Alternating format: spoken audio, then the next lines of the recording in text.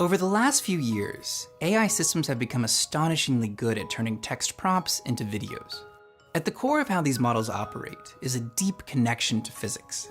This generation of image and video models works using a process known as diffusion, which is remarkably equivalent to the Brownian motion we see as particles diffuse, but with time run backwards, and in high-dimensional space.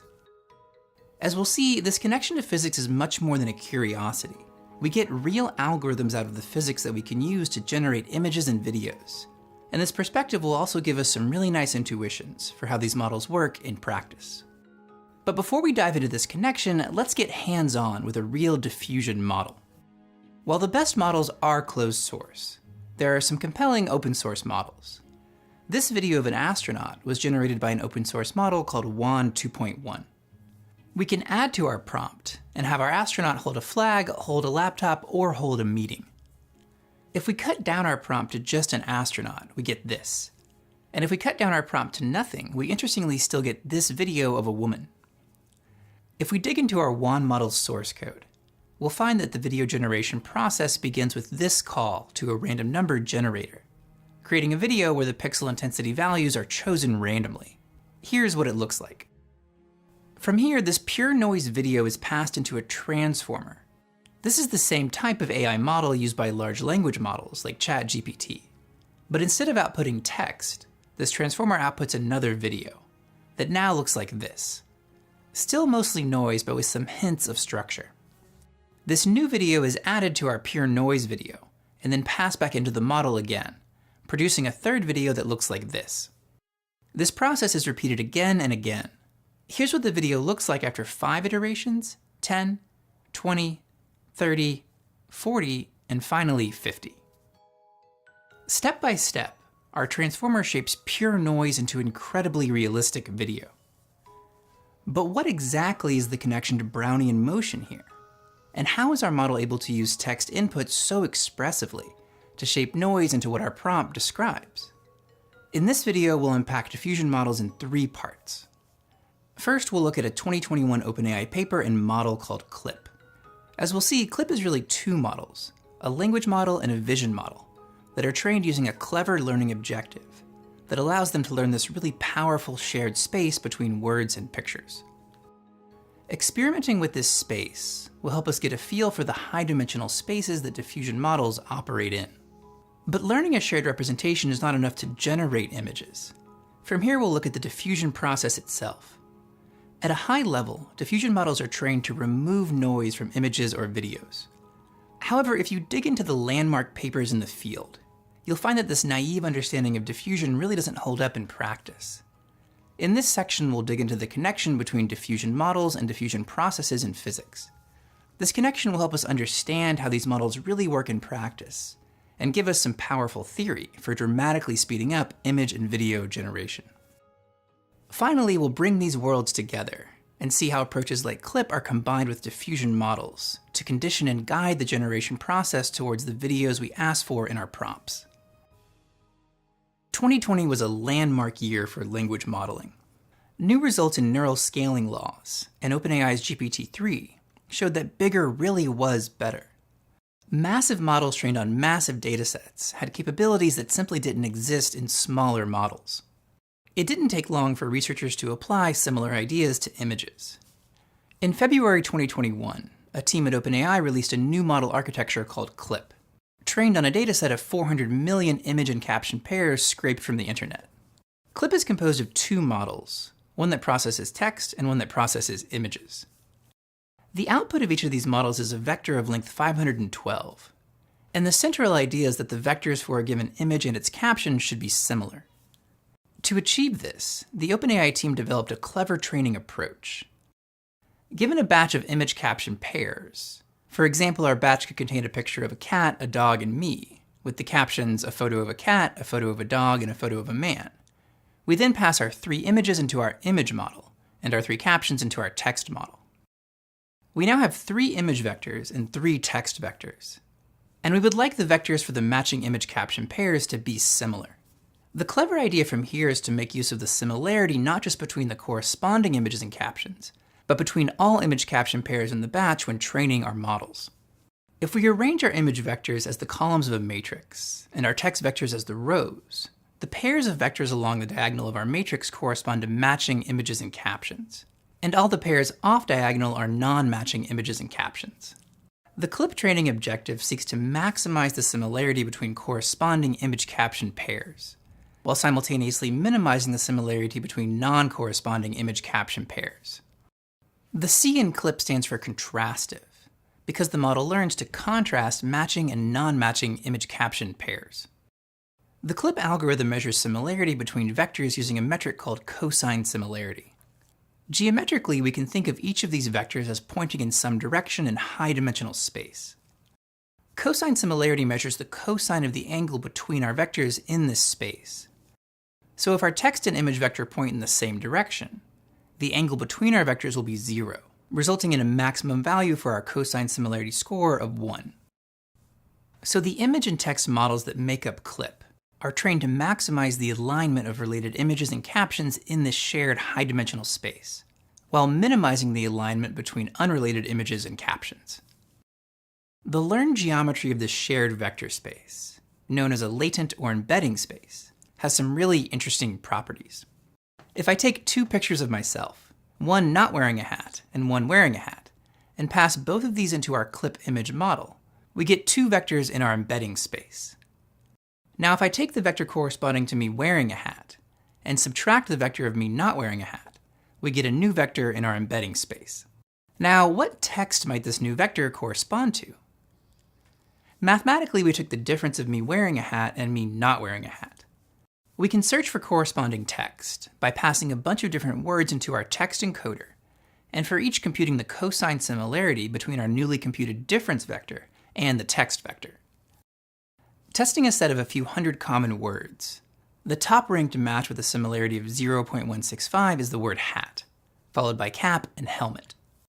This is a remarkable result. The learned geometry of clips embedding space allows us to operate mathematically on the pure ideas or concepts in our images and text, translating the differences in the content of our images, like if there's a hat or not, into a literal distance between vectors in our embedding space. The OpenAI team showed that clip could produce very impressive image classification results by simply passing an image into our image encoder, and then comparing the resulting vector to a set of possible captions, one for each label that could be assigned to the image, and classifying the image with whatever label resulted in the highest cosine similarity. So techniques like clip give us a powerful shared representation of image and text, a kind of vector space of pure ideas. However, our clip models only go one direction. We can only map image and text to our shared embedding space. We have no way of generating images and text from our embedding vectors. 2020 turned out not only to be a transformative year for language modeling. A few weeks after the GPT-3 paper came out, a team at Berkeley published a paper called Denoising Diffusion Probabilistic Models, now known as DDPM. The paper showed for the first time that it was possible to generate very high-quality images using a diffusion process, where pure noise is transformed step by step into realistic images. The core idea behind diffusion models is pretty straightforward. We take a set of training images and add noise to each image step by step, until the image is completely destroyed. From here, we train a neural network to reverse this process. When I first learned about diffusion models, I assumed that the models would be trained to remove noise a single step at a time. Our model would be trained to predict the image in step 1 given the noisier image in step 2, trained to predict the image in step 2 given the noisier image in step 3, and so on. When it came time to generate an image, we would pass pure noise into our model, take its output and pass it back into its input again and again, and after enough steps we would have a nice image. Now, it turns out that this naive approach to building a diffusion model really does not work well. Virtually no modern models work like this. These are the training and image generation algorithms from the Berkeley team's paper. The notation is a bit dense, but there's some key details we can pull out that will help us understand what it takes to make these models really work. The first thing that surprised me is that the team added random noise to images not just during training, but also during image generation. Algorithm 2 tells us that when generating new images, at each step, After our neural network predicts a less noisy image, we need to add random noise to this image before passing it back into our model. This added noise turns out to matter a lot in practice. If we take a popular diffusion model like Stable Diffusion 2 and use the Berkeley team's image generation approach, known as DDPM sampling, we can get some really nice images. Here's the image we get when prompting the model with this prompt, asking for a tree in the desert. Now, if we remove the line of code that adds noise at each step of the generation process, we end up with a tiny, sad, blurry tree. How is it that adding random noise while generating images leads to better quality, sharper images? The second thing that surprised me when I encountered the Berkeley team's approach was that the team wasn't training models to reverse a single step in the noise addition process. Instead, the team takes an initial clean image, which they call x0, and adds scaled random noise to the image, which they call epsilon. And from here, they train the model to predict the total noise that was added to the original image. So the team is effectively asking the model to skip all the intermediate steps and make a prediction about the original image. Intuitively, this learning task seems much more difficult to me than just learning to make a noisy image slightly less noisy. The Berkeley team's paper and approach was a landmark result that put diffusion on the map. Why does adding random noise while generating images and training the model like this work so well? The DDPM paper draws on some fairly complex theory to arrive at these algorithms. I'll include a link to a great tutorial in the description if you want to dig deeper into the theory.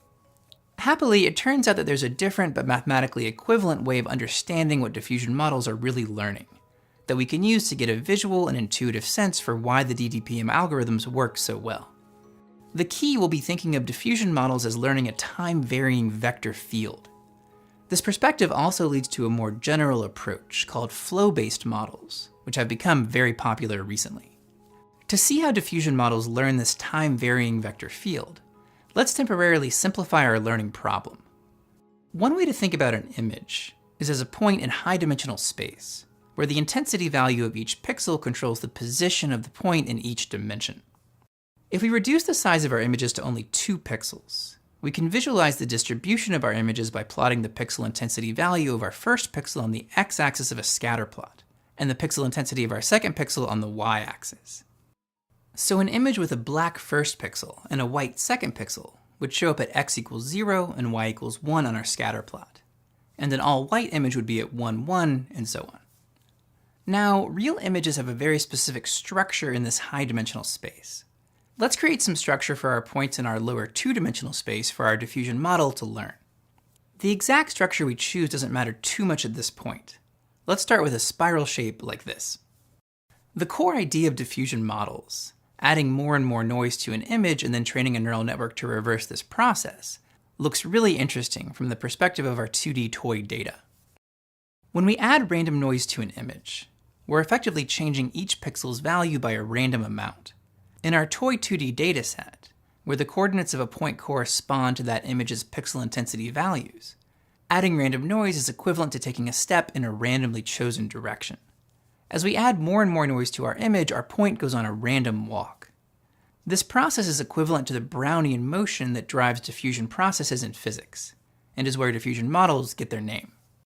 From here, it's pretty wild to think about what we're asking our diffusion model to do. Our model will see many different random walks from various starting points in our dataset, and we're effectively asking our model to reverse the clock, removing noise from our images by learning to play these diffusion processes backwards, starting our points from random locations and recovering the original structure of our dataset.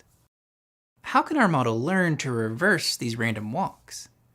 If we consider the specific point at the end of this 100-step random walk, in our naive diffusion modeling approach, where we ask our model to denoise images a single step at a time, this is equivalent to giving our model the coordinates of the final 100th point in our walk, and asking our model to predict the coordinates of our point at the 99th step. Although the direction of our 100th step is chosen randomly, there will be some signal in aggregate for our model to learn from here. Given enough training points, we expect many diffusion paths to go through this neighborhood. And on average, our points will be diffusing away from our starting spiral, so our model can learn to point back towards our spiral. We can now see why the Berkeley team's training objective works so well. Instead of training the model to remove noise from images one step at a time, this would correspond to predicting the coordinates of the 99th step given the 100th, the team instead trained the model to predict the total noise added across the entire walk. On our plot, this is the vector pointing from our 100th step back to the original starting point of the walk. It turns out that we can prove that learning to predict the noise added in the final step of our walk is mathematically equivalent to learning to predict the total noise added, divided by the number of steps taken. This means that when our model learns to reverse a single step, although our training data is noisy, we expect our model to ultimately learn to point back towards x0. By instead training our model to directly predict the vector pointing back towards x0, we're significantly reducing the variance of our training examples, allowing our model to learn much more efficiently, without actually changing our underlying learning objective. So for each point in our space, our model learns the direction pointing back towards the original data distribution. This is also known as a score function. And the intuition here is that the score function points us towards more likely, less noisy data. Now, in practice, these learned directions depend heavily on how much noise we add to our original data. After 100 steps, most of our points are far from their starting points, so our model learns to move these points back in the general direction of our spiral. However, if we train our model on examples after only one diffusion step, we end up with a much more nuanced vector field, pointing to the fine structure of our spiral. There turns out to be a clever solution to this problem. Instead of just passing in the coordinates of our point into our model, which we'll write here as a function f, we can also pass in a time variable that corresponds to the number of steps taken in our random walk. If we set t equal to 1 at our 100th step, then t would equal 0.99 at our 99th step, and so on. Conditioning our models on time like this turns out to be essential in practice, allowing our model to learn coarse vector fields for large values of t, and very refined structures as t approaches 0. After training, we can watch the time evolution of our model. We see this really interesting behavior as t approaches 0.4.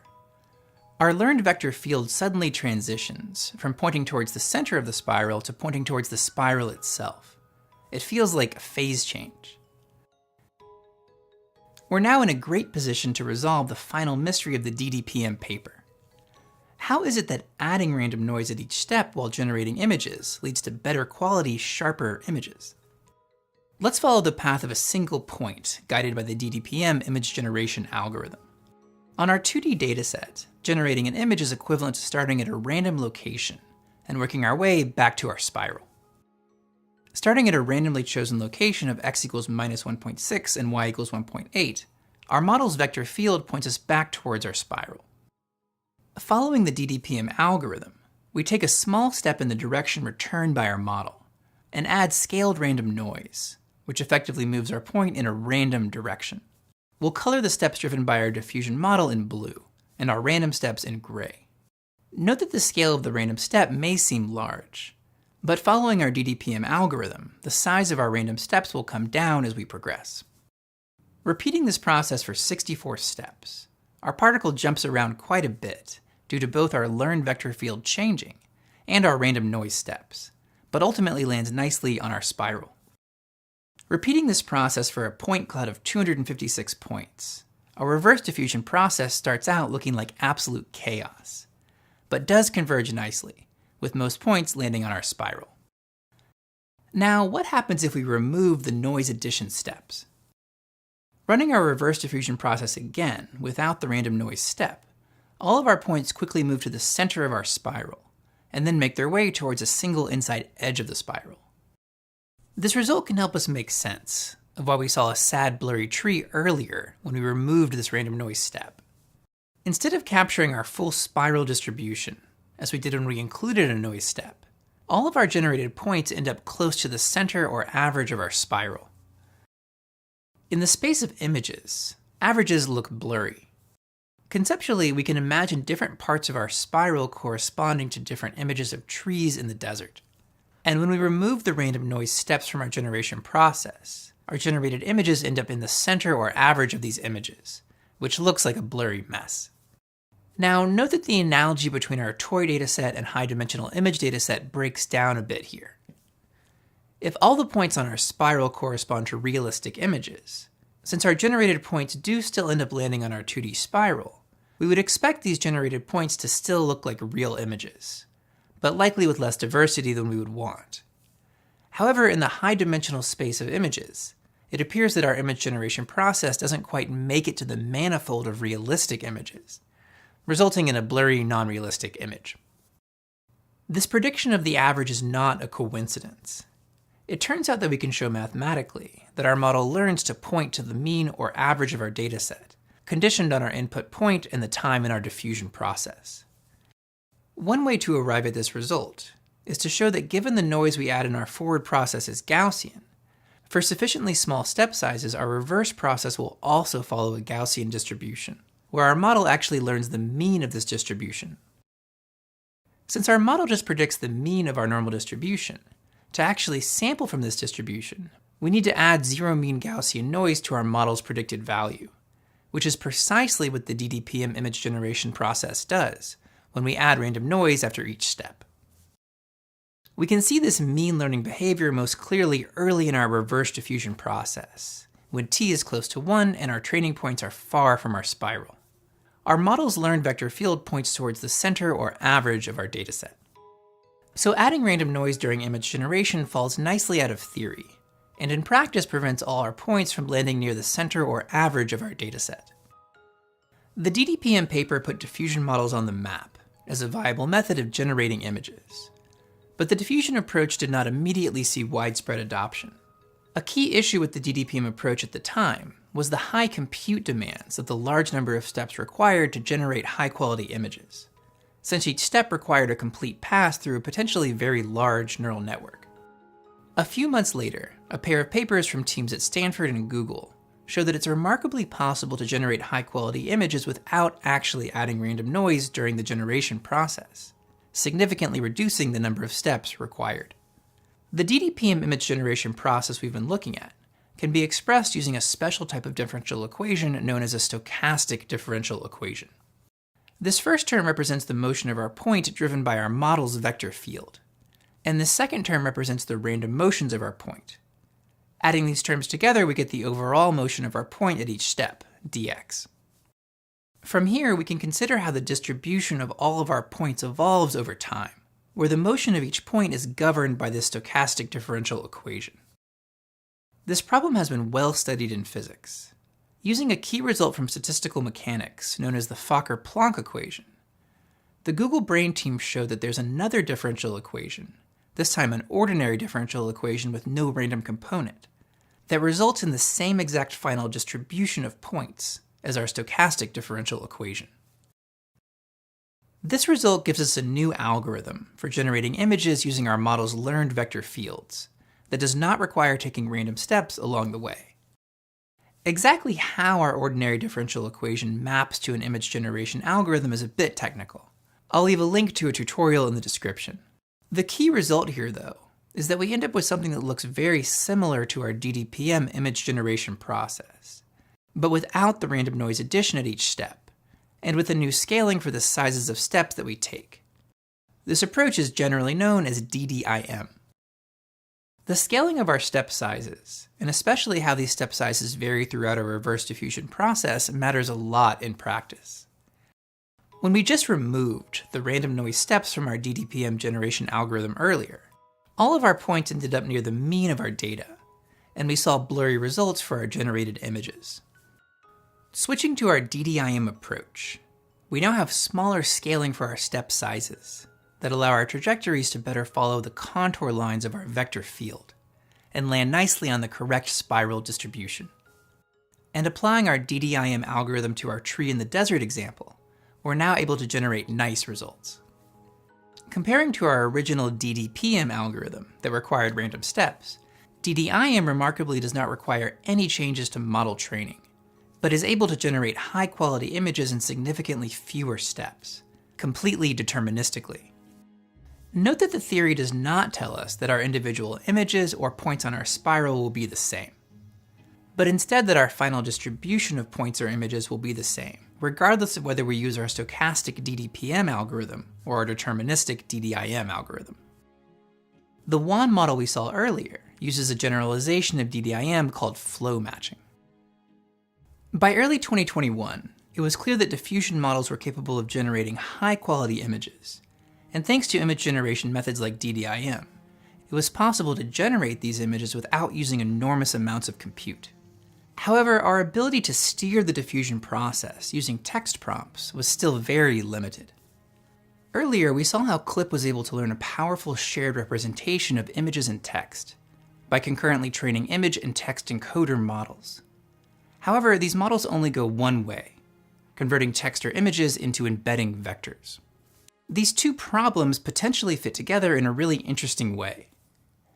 Diffusion models are able to potentially reverse the CLIP image encoder, generating high-quality images, and the output vector of the CLIP text encoder could be used to guide our diffusion models toward the images or videos that we want. So the high-level idea here is that we could pass in a prompt into the CLIP text encoder to generate an embedding vector, and use this embedding vector to steer the diffusion process towards the image or video of what our prompt describes. A team at OpenAI did exactly this in 2022, using image and caption pairs to train a diffusion model to invert the CLIP image encoder. Their approach yielded an incredible level of prompt adherence, capturing an unprecedented level of detail from the input text. The team called their method unclip, but their model is better known by its commercial name, DALL-E 2. But how do we actually use the embedding vectors for models like CLIP to steer the diffusion process? One option is to simply pass our text vector as another input into our diffusion model, and train as we normally would to remove noise. If we train our diffusion model using image and caption pairs, as the OpenAI team did, the idea here is that the model will learn to use the text information to more accurately remove noise from images, since it now has more context about the image that it's learning to denoise. This technique is called conditioning. We used a similar approach earlier when we conditioned our toy diffusion model on the number of time steps elapsed in the diffusion process, allowing the model to learn coarse structure for large values of t, and finer structures as our training samples get closer to our original spiral. Interestingly, there turns out to be a variety of ways we can pass in the text vector into our diffusion model. Some approaches use a mechanism called cross-attention to couple image and text information. Other approaches simply add or append the embedded text vector to our diffusion model's input, and some approaches pass in text information in multiple ways at once. Now, it turns out that conditioning alone is not enough to achieve the level of prompt adherence that we see in models like DALL-E 2. If we take the stable diffusion tree in the desert example we've been experimenting with, and only condition our model with our text inputs, the model no longer gives us everything we ask for. We get a shadow and a desert, but no tree. Note that Stable Diffusion was developed by a team at Heidelberg University around the same time as DALL-E 2, and works in a similar way, but is open source. It turns out that there's one more powerful idea that we need to effectively steer our diffusion models. We can see this idea in action by returning to our toy dataset one last time. If our overall spiral corresponds to realistic images, then different sections of our spiral may correspond to different types of images. Let's say this inner part is images of people, this middle part is images of dogs, and this outer part is different images of cats. Now, let's train the same diffusion model we trained earlier. But in addition to passing in our starting coordinates and the time of our diffusion process, we'll also pass in the points class: person, cat, or dog. This extra signal should allow our model to steer points to the right sections of our spiral, based on each points class. Running our generation process, after assigning person, dog, or cat labels to each point, we see that we're able to recover the overall structure of our dataset, but the fit is not great, and we see some confusion here between people and dog images. Part of the problem here is that we're asking our model to simultaneously learn to point to our overall spiral of realistic images and towards specific classes on our spiral. If we consider this cat point, for example, it starts off heading towards the center of our spiral. And as our class-conditioned vector field shifts to point towards the cat region of our spiral, our point moves towards this part of the spiral, but it doesn't quite make it. The modeling task of generally matching our overall spiral has overpowered our model's ability to move our point in the direction of a specific class. Now, is there a way to decouple and maybe even control these two factors? Remarkably, it turns out that we can. The trick is to leverage the differences between the unconditional model that is not trained on a specific class and a model that is conditioned on specific classes. We could do this by training two separate models, but in practice it's more efficient to just leave out the class information for a subset of our training examples. We now have the option of effectively passing in no class or text information into our model, and getting back a vector field that points towards our data in general, not towards any specific class. We can visualize these two vector fields together. Here, the gray vectors show our diffusion model points when we don't pass in any class information, and these yellow vectors show when our model is conditioned on the cat class. For large values of our diffusion time variable, when our training data is far from our spiral, our two vector fields basically point in the same direction, roughly towards the average of our spiral. But as time approaches 0, our vector fields diverge, with our cat conditioned vector field pointing more towards the outer cat portion of our spiral. Now that we have these two separate directions, we can use their differences to push our points more in the direction of the class we want. Specifically, we take our yellow class conditioned vector and subtract our gray unconditioned vector. This gives us a new vector pointing from the tip of our unconditioned vector to the tip of our conditioned vector. The idea from here is that this direction should point more in the direction of our cat examples, now that we've removed the direction generally pointing towards our data. We can now amplify this direction by multiplying by a scaling factor alpha, and replace our original conditioned yellow vector with a vector pointing in this new direction. Let's follow the trajectory of the same cat point we saw earlier that didn't quite make it onto our spiral. We'll roll back our diffusion time variable and start a new green point from the same starting location. If we use our new green vectors to guide the diffusion process instead of our original yellow vectors, the difference between our gray arrows that point towards the center of our spiral and yellow vectors that start pointing us back towards our cat part of the spiral are amplified, now guiding our point to land nicely on our spiral. This approach is called classifier-free guidance. Using our new green vectors to guide a set of cat points, we see a nice tight fit to our spiral for this class. Switching to our dog class, our unconditional gray vector field stays the same, but our dog conditioned model outputs, shown in magenta, now point us more towards the dog part of our spiral. And adding guidance amplifies this learned direction. Using our guided vectors and running our generation process, we see a nice fit for our dog points. Finally, we get a third vector field for our people examples that again results in nice convergence to our spiral. Classifier-free guidance works remarkably well and has become an essential part of many modern image and video generation models. Earlier, we saw that if we only conditioned our stable diffusion model, our image would have a desert and a shadow, but no tree that we asked for in the prompt. If we add classifier-free guidance to this model, once we reach a guidance scale alpha of around 2, we start to actually see a tiny tree in our images. And the size and detail of our tree improve as we increase our scaling factor alpha. The fact that this works so well is remarkable to me. As we use guidance to point our stable diffusion model's vector field more in the direction of our prompt, our tree literally grows in size and detail in our images. Our WAN video generation model takes this guidance approach one step further. Instead of subtracting the output of an unconditioned model with no text input, the WAN team uses what's known as a negative prompt, where they specifically write out all the features they don't want in their video, and then subtract the resulting vector from the model's conditioned output and amplify the result, steering the diffusion process away from these unwanted features. Their standard negative prompt is fascinating, including features like extra fingers and walking backwards, and interestingly is actually passed into their text encoder in Chinese. Here's a video generated using the same astronaut on a horse prompt we used earlier, but without the negative prompt. It's really interesting to see how the parts of the scene get cartoonish and no longer fit together. Since the publication of the DDPM paper in the summer of 2020, the field has progressed at a blistering pace, leading to the incredible text-to-video models that we see today. Of all the interesting details that make these models tick, the most astounding thing to me is that the pieces fit together at all. The fact that we can take a trained text encoder from Clip or elsewhere and use its output to actually steer the diffusion process, which itself is highly complex, seems almost too good to be true. And on top of that, many of these core ideas can be built from relatively simple geometric intuitions that somehow hold in the incredibly high-dimensional spaces these models operate in. The resulting models feel like a fundamentally new class of machine. To create incredibly lifelike and beautiful images and video, you no longer need a camera. You don't need to know how to draw or how to paint, or how to use animation software.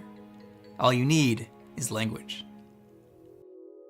So this, as you can no doubt tell, was a guest video. It comes from Stephen Welsh, who runs the channel Welsh Labs. If somehow you watch this channel and you're not already familiar with Welsh Labs, you should absolutely go and just watch everything that he's made. A while back, he made this completely iconic series about imaginary numbers. He actually has since turned it into a book, and consistent with everything he makes, it's just super high quality, lots of exercises, good stuff like that. More recently, he's been doing a lot of machine learning content, so cannot recommend his stuff highly enough. Now, the context on why I'm doing guest videos at all is that very recently my wife and I had our first baby, which I'm very excited about. And I'm not sure what most solo YouTubers do for paternity leave, but the way I decided to go about it was to reach out to a few creators whose work I really enjoy and who I'm quite sure you're going to enjoy, and essentially asked, hey, what do you feel about me pointing some of the Patreon funds that come towards this channel towards you during this time that I'm away, and kind of commission pieces to fill the airtime while I'm away. The pieces are actually going to be really great. I've enjoyed giving some editorial oversight as they're coming in.